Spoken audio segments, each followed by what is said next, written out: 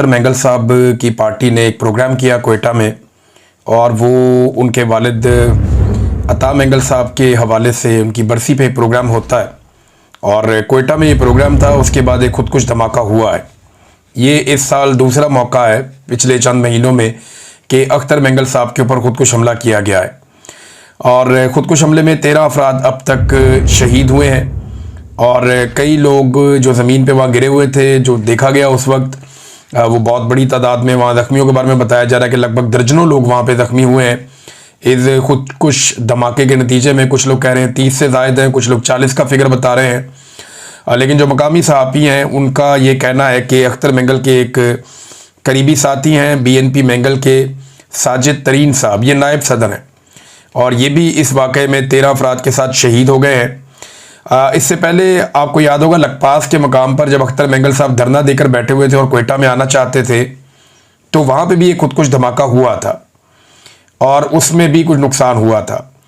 अब ये खुदकुश धमाका होना, इसके नतीजे में लोगों का शहीद होना, एक्चुअली अख्तर मेंगल साहब की लड़ाई तो इस वक्त रियासत के साथ है, लेकिन क्या इस मौके से कोई और फ़ायदा उठाना चाहता है? ये एक बड़ा सवाल है जो मौजूद रहेगा जब तक कि गैर जानिबदाराना इंक्वायरी नहीं होती। पता नहीं चलता कि वो कौन है जो अख्तर मेंगल साहब को खुदकुश हमले में निशाना बनाना चाहता है। वहाँ पे अख्तर मेंगल साहब के अलावा महमूद अचकज़ई और दाऊद शाह काकड़ जो पाकिस्तान तहरीक इंसाफ के रहनुमा, ये लोग भी मौजूद थे, और इनके निकलते ही फौरी तौर पर कुछ लोग कहते हैं कि विद इन मिनट्स ये धमाका हुआ है। जैसे ही ये लोग निकले वैसे ही धमाका हो गया, और ज़्यादा लोगों का ये कहना है कि इसमें मुमकिन तौर पे अख्तर मेंगल को टारगेट किया जाना था।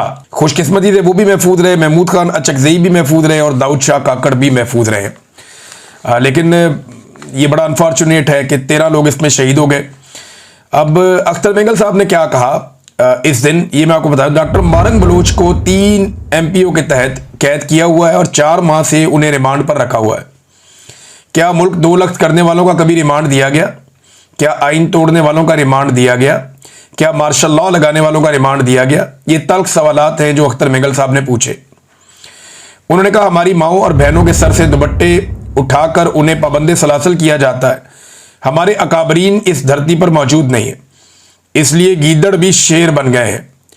आज सूबे के वारिस वो बने हैं वल्लाह जिनके घर से एक मुर्गी भी शहीद नहीं हुई। ये वो जो सूबे के अंदर जिनको हुकूमत बनाकर दी गई है, ये लोग तो जाली हुकूमत है और जाली किस्म के सियासतदान हैं। एस्टेब्लिशमेंट के कंधों के ऊपर बैठ के इन्होंने हमेशा इक़्तिदार हासिल किया है। संजरानी साहब आपको याद है एस्टेब्लिशमेंट के चेयरमैन सेनेट थे, फिर काकड़ साहब को बनाया गया बाकायदा वज़ीर आज़म निगरान, वो भी एस्टेब्लिशमेंट के आदमी है। अभी बुगटी साहब जो है ये पुराने एस्टेब्लिशमेंट के आदमी है, और इस वक्त इनको बनाया गया वज़ीर आला बलूचिस्तान। इस बारे में बात कर रहे हैं। फिर अख्तर मेंगल साहब ने कहा कि आज जिसको जमहूरी दौर कहा जा रहा है, इसमें आप तकरीर करो तो आपके ऊपर FIR काट दी जाती है कि आपने रियासत मुखालिफ तकरीर की है। और भाई तुमने किस जानवर का नाम रियासत रखा हुआ है? काफ़ी जज्बाती खिताब किया अख्तर मेंगल साहब ने, और उनके ऊपर फिर उसके बाद हमला हुआ, और उस हमले के नतीजे में जो है वो 13 लोग शहीद हुए। अब इस तरफ से तो कोई बात नहीं आ रही, लेकिन जो एस्टेब्लिशमेंट के ज़राए हैं या वो लोग जो एस्टेब्लिशमेंट से खबरें लेकर चलाते हैं, उन लोगों ने एक लाइन पकड़ ली और वो ये कह रहे हैं कि अख्तर मेंगल पे 2 हमले हुए, अख्तर मेंगल क्यों नहीं मारे गए? अब वो ये कह रहे हैं कि जी क्योंकि अख्तर मेंगल नहीं मारे गए, तो वो इस तरह की बातें कर रहे हैं कि शायद ये अख्तर मेंगल की कोई साजिश है।